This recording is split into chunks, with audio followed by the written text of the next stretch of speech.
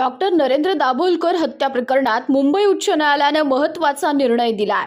मुख्य आरोपी सचिन अंदुरेला जामीन मंजूर करण्यात आला असून त्याच्या जन्मठेपेच्या शिक्षेलाही न्यायालयाने स्थगिती दिली आहे। डॉक्टर नरेंद्र दाभोलकर यांची 20 ऑगस्ट 2013 रोजी पुण्यात गोळ्या झाडून हत्या करण्यात आली होती। या प्रकरणाचा तपास सुरुवातीला पुणे पोलिसांकडे होता, त्यानंतर मुंबई उच्च न्यायालयाच्या आदेशानंतर सीबीआयने तपास हाती घेतला।